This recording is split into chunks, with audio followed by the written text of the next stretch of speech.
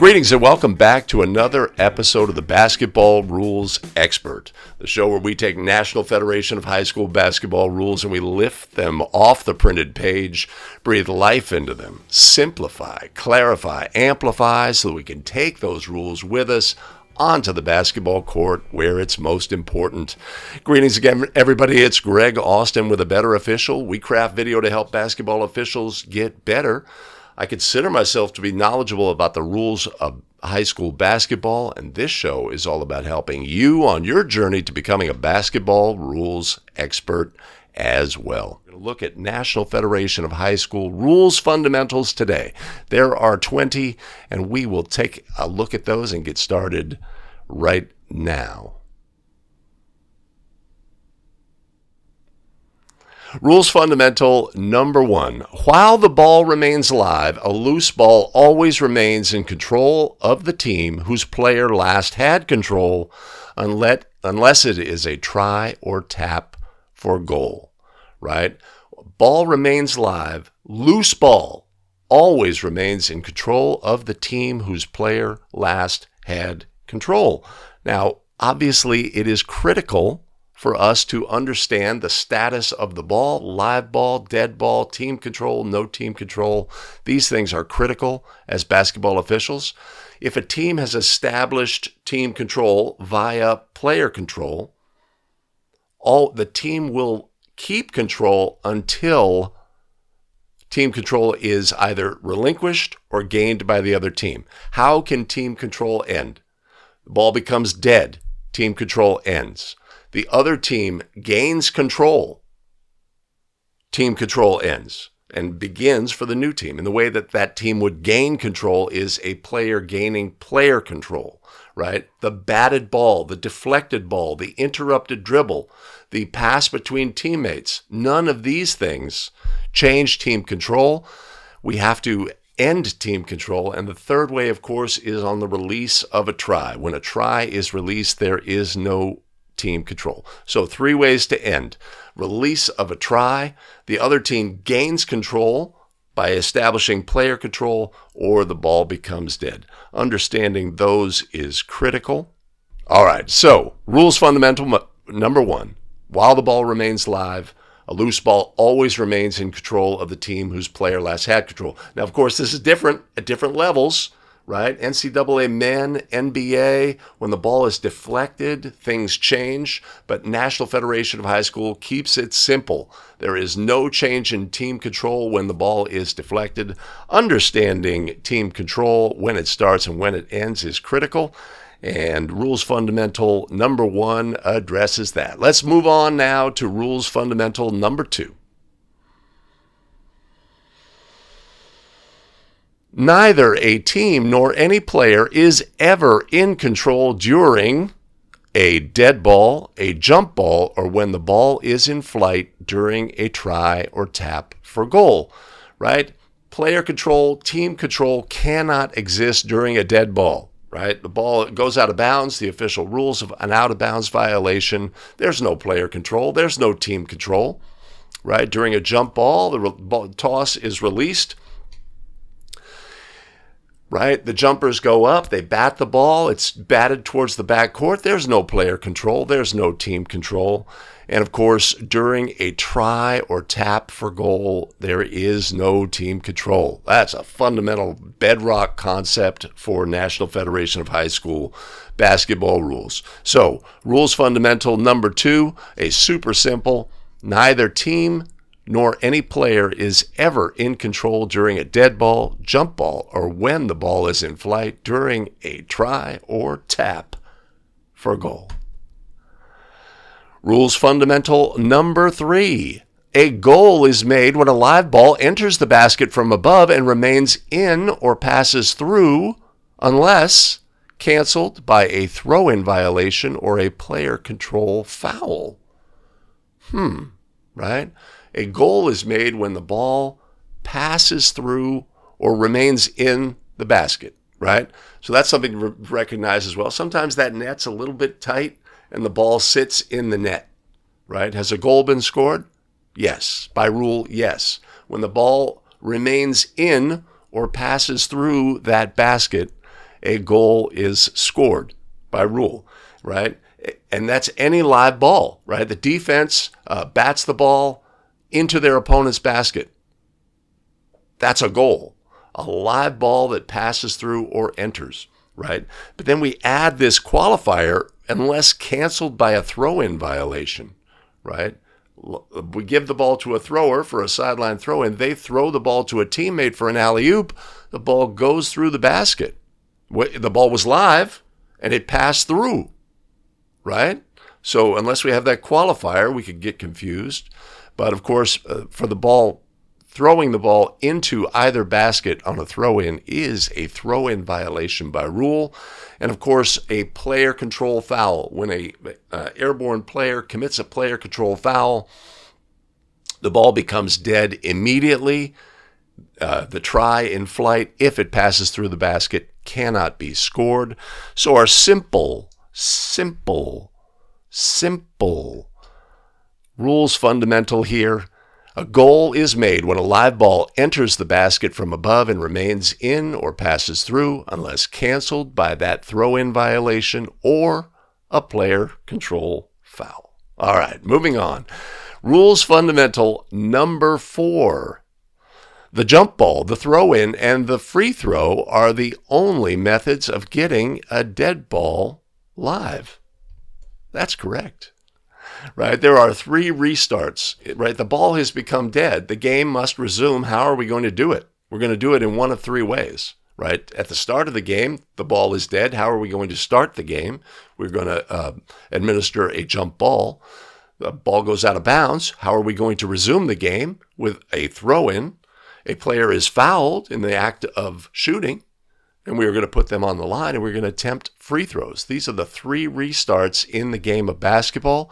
Understanding those 3 restarts is critical as a basketball official. Understanding, right, because during those 3 restarts, we bring in a special set of rules and restrictions that only apply during the restart, right? There's jump ball rules and restrictions. Those restrictions start when the jump ball starts, and they end when the jump ball ends. When does a jump ball start? When does a jump ball end? These things are critical to know because those special set of rules and restrictions only apply during the jump ball, during the throw-in, or during the free throw, right? So those 3 things are critical, and understanding that in National Federation of High School Basketball Rules, there are 3 ways to restart the game and make it live. And those are the jump ball, the throw-in, and the free throw. All right, moving on. Rules fundamental number 5. Neither the dribble nor traveling rule operates during the jump ball, throw-in, or free throw. Right? This is helpful to know, especially during throw-ins when a thrower may have some unusual movement, right? During a free throw, as long as our free thrower is in the semicircle, they could do handstands, they could do all sorts of things as long as they release their attempt within 10 seconds. Not something that usually comes into play. Jump ball, not something that usually comes into play. This rules fundamental really applies to the throw-in. That during a throw-in, traveling rule does not apply. A player may do some footwork out of bounds, right? And there's no restriction on that footwork as long as our thrower remains with one of their feet above the designated spot, which of course is not actually a spot, but is actually an area that is designated.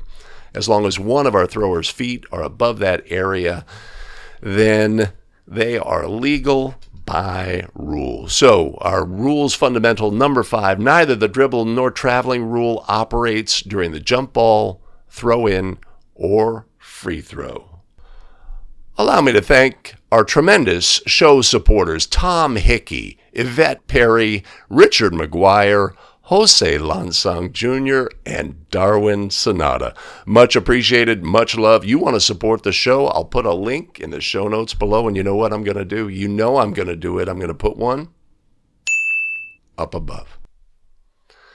Let's move on now to rules fundamental number 6. It is not possible for a player to travel during a dribble.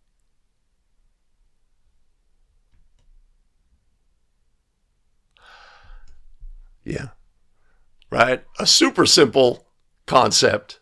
A player cannot possibly travel during a dribble, right? So obviously it becomes important to understand when a dribble ends and what actions may occur during a dribble, right? A player could bat the ball to the floor and their feet could hit the floor multiple times until they bat the ball again a second time. During a dribble, there was no restriction on that foot action during a dribble. Well, when does a dribble end, right? A dribble ends when a player touches the ball with 2 hands, holds the ball with 2 hands, right? Or holds the ball with 1 hand, such as in a carrying situation. Of course, an interesting thing about carrying is not a violation. If we look in Rule 9, violations, there's nothing there for carrying, right?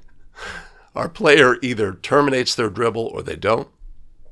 That's a fun fact. But this simple concept, a player cannot possibly travel during a dribble, right? So in a situation where a player terminates their dribble, we are either going to have an illegal dribble or a traveling violation.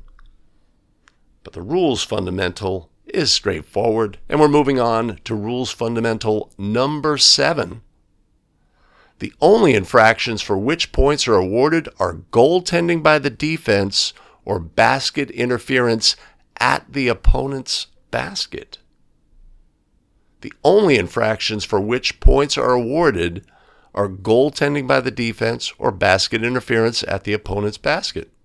That's pretty straightforward, right? Goaltending by the defense results in the score of the goal, and basket interference at the opponent's basket would also award the scoring of the goal. That's a super simple rules fundamental. We love super simple here at A Better Official. Let's move on to our next rules fundamental. Rules fundamental number 8. There are 3 types of violations, and each has its own penalty. This is one that's, I have to be honest, stumps me, right? What are the 3 types of violations, right? We know what all the violations are, but what are the 3 types? Let me do a quick reference here. The types of violations are floor violations, including basket interference by a teammate of the player attempting a field goal. They include basket interference or goaltending by a player at the opponent's basket. And they include free throw violations other than those involving basket interference or goaltending. So, floor violations include basket interference and other violations. That's a floor violation. Type 2 is basket interference or goaltending by a player at the opponent's basket. Type 3 are free throw violations other than those involving basket interference or goaltending. Kind of obscure rules fundamental, but there we have it. And we're moving on to rules fundamental number 9. A ball in flight has the same relationship to frontcourt or backcourt or inbounds or out of bounds as when it last touched a person on the floor. A person on the floor. That's like the players, right? Right? Understanding the status of the ball, right? What is the status of the ball? It maintains the same relationship as when it was last touched by a person on the court. I would normally say by a player on the court or the court, but of course there are other persons on the court potentially, and that would include the officials, right? If the ball hits an official, it gains the status of that official. So in this rules fundamental, understanding that the status of the ball is always the same as where it was last in touch. A ball thrown from the backcourt that is in flight over the front court is still in the backcourt. The status of the ball is still in the backcourt. A ball that is thrown from out of bounds on a throw-in pass is still out of bounds until it gains inbound status by touching a person on the court. Yeah. All right, so a simple rules fundamental. We have to understand the status of the ball at all times. Rules fundamental number 10. Personal fouls always involve illegal contact and occur during a live ball except a common foul by or on an airborne shooter. Okay, so this is a little rules booky, this language. It's not super clear. Let's parse it out. Personal fouls always involve illegal contact and occur during a live ball. A personal foul, live ball contact, except a common foul by or on an airborne shooter. Well, we know that an airborne shooter who commits a foul that causes the ball to become dead. We know that the foul on an airborne shooter would not cause the ball to become dead. It would cause the whistle to sound and the clock to stop, but the ball would remain live. All right, let's move on to rules fundamental number 11. The penalty for a single flagrant personal or flagrant technical foul is 2 free throws and disqualification, plus awarding the ball to the opponents for a throw-in. Single flagrant personal or flagrant technical foul. The penalty is 2 free throws and disqualification and the ball to the opponent, right? So understanding the penalty for a flagrant foul, personal or technical, is critical. And just like an intentional foul, the penalty is always, I see. Let's take a look at this again. The penalty for a single flagrant personal or flagrant technical foul is 2 free throws and disqualification, plus awarding the ball to the opponents for a throw-in, right?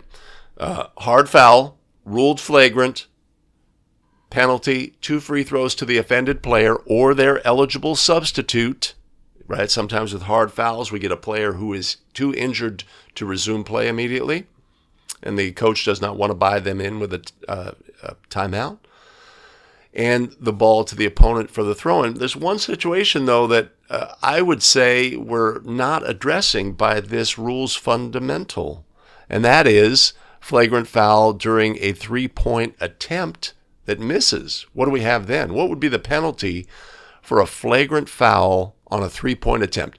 A player goes up for a 3-point try.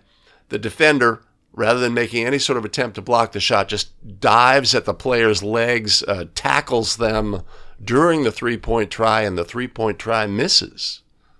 Then what would the penalty be? Would it be, are we awarding 2 free throws in that instance for that flagrant personal foul, or are we, because the attempt missed, would we award 3? So, have we found a crack in the rules fundamentals? Am I missing something here? Let me know in the comments below. Awesome. All right, let's move on to rules fundamental number 12.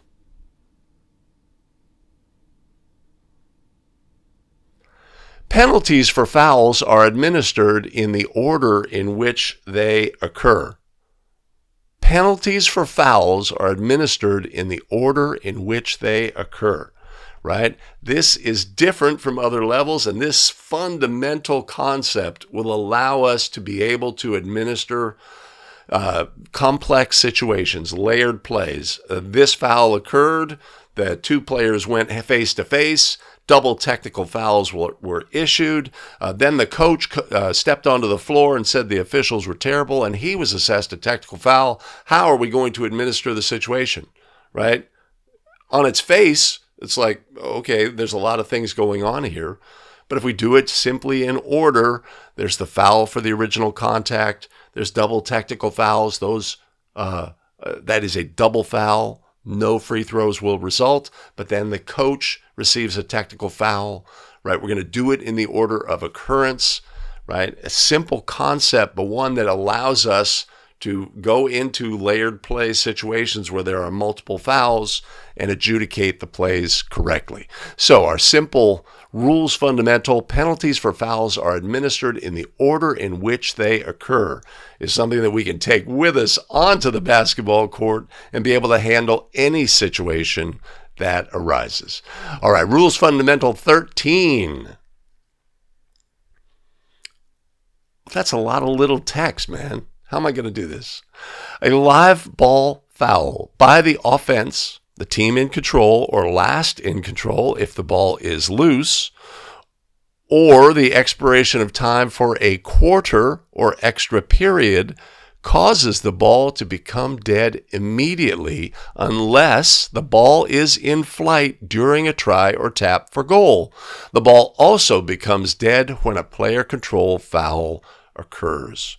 Okay, so we have a live ball foul by the offense, right? By the offense, this is the team with team control. And of course, we refer to a possible loose ball scenario where the team was in control but the ball was loose, right? We go back to a previous fundamental. The team stays in control while the ball is in loose. Or the expiration for time for a quarter or extra period causes the ball to become dead immediately unless the ball is in flight during a try or tap for goal.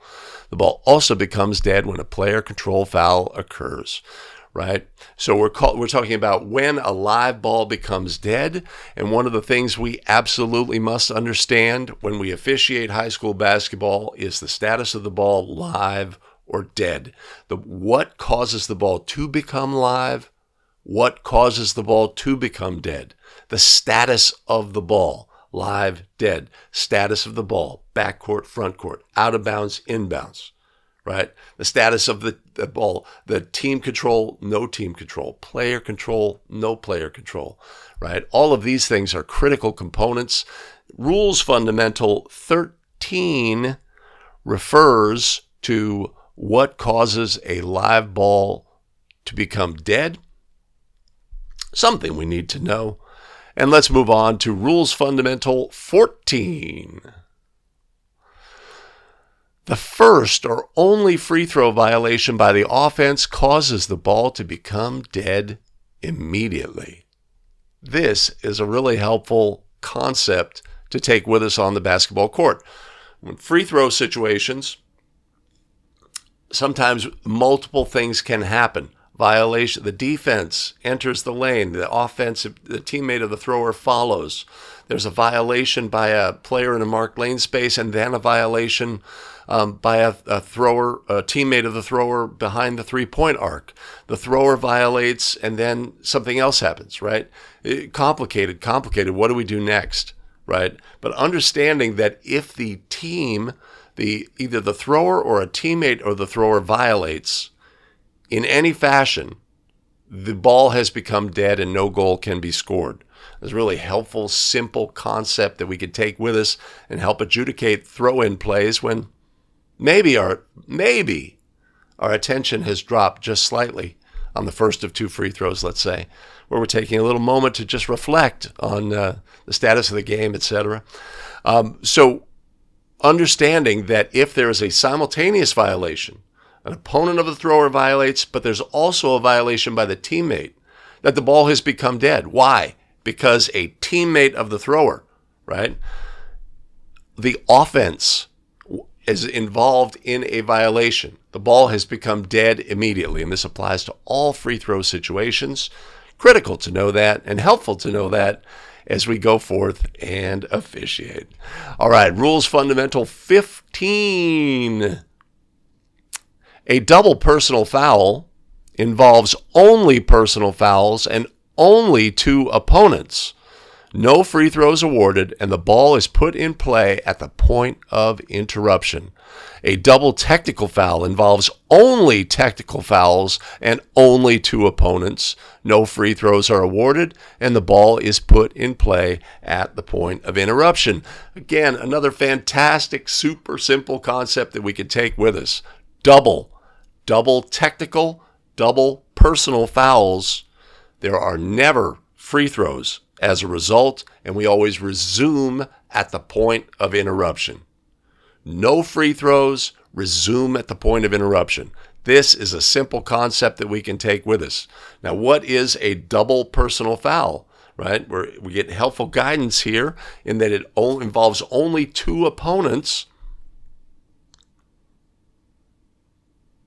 Right? It's not more than that. Right? So if we rule a double personal foul or a double technical foul, there are never free throws rewarded as a result of that, even if one of the fouls is considered to be intentional and one is common, or one is flagrant and one is common, etc.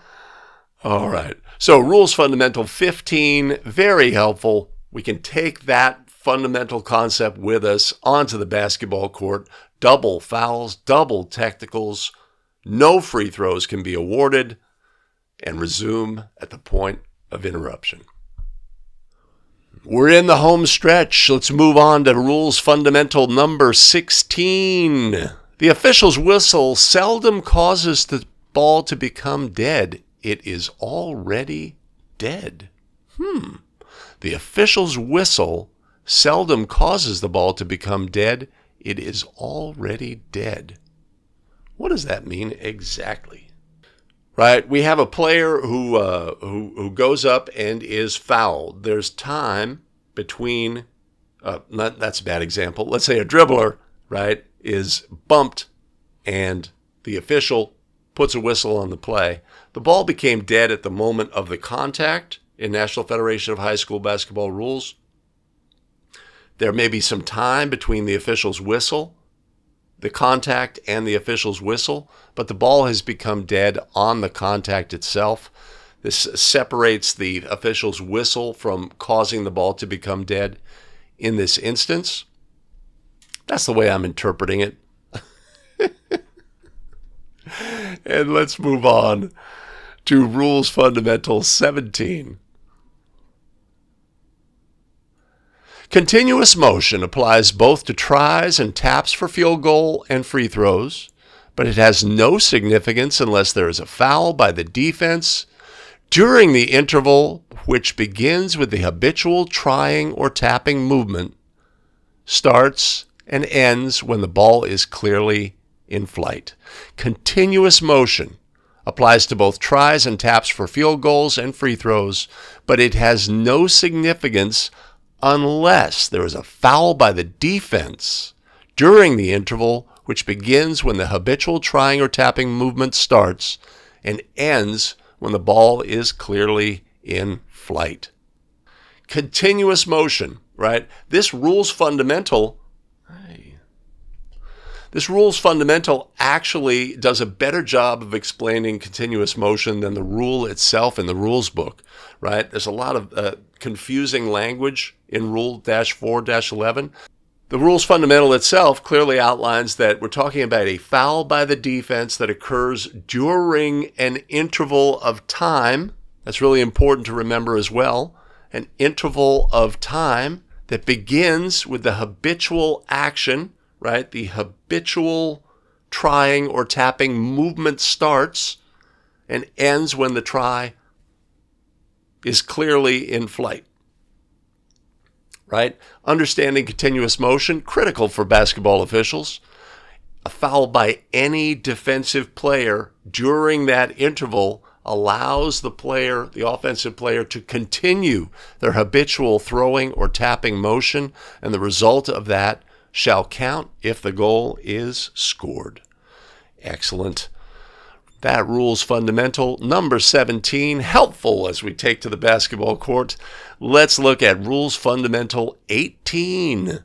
Whether the clock is running or is stopped has no influence on the counting of a goal,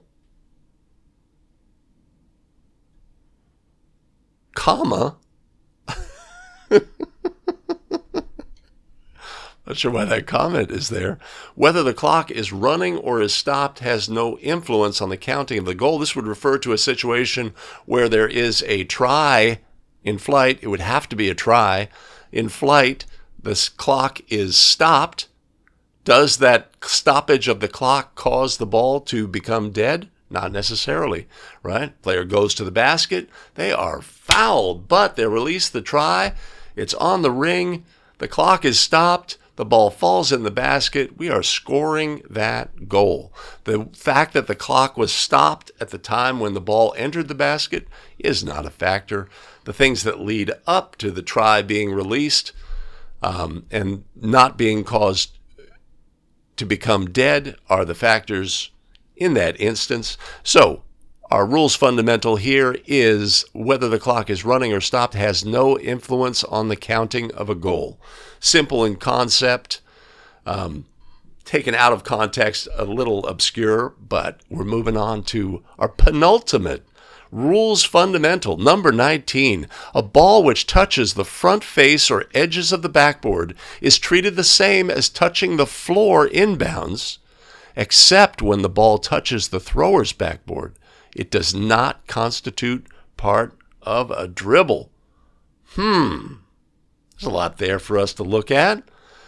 Ball which touch. So first of all, we're defining the fact that a ball which touches a backboard, right, is considered to be the same as the ball touching the floor beneath the backboard, right? Helps clarify an understanding for dribbling rules, etc., right?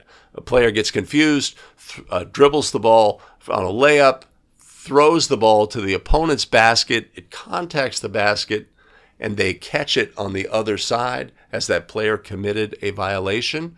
Well, if that same player had dribbled to that basket, confused, thrown the ball off terminated their dribble, bounced the ball on the floor, and then picked up the ball, would they have violated? Yes, that would be a violation. So it helps clarify the status of the backboard as being the same as the floor, but it also adds something unless. Except when the ball touches the thrower's backboard, it does not constitute part of a dribble, right? So our player goes to the basket at their own basket, releases a try, or throws the ball off of that backboard. In that instance, we're not considering that backboard to be part of the floor when it's done by an offensive player at their basket. So, rules fundamental number 19 clarifies that, and we're moving, finally, to rules fundamental number 20. If the ball goes through the basket before or after a player control foul, the goal shall not be counted. Right? A player control foul causes the ball to become dead. If the ball goes through the basket before or after the player control foul, the goal should not be counted. How can it go through before? Well, player goes to the basket. They're going strong. They rise. We have a defender who's legally established in a legal guarding position. The offensive player extends, dunks the ball in the basket. After dunking the ball in the basket, that airborne player lands on our defender. Our officials indicate player control foul. Shall that goal be scored? Because the foul didn't occur until after the ball, let's say, had passed through the basket, right? But if it's an airborne player control foul, a goal cannot be scored. It matters not whether the ball is through the basket, whether it's still in the air, whether it's sitting on the rim, or what have you.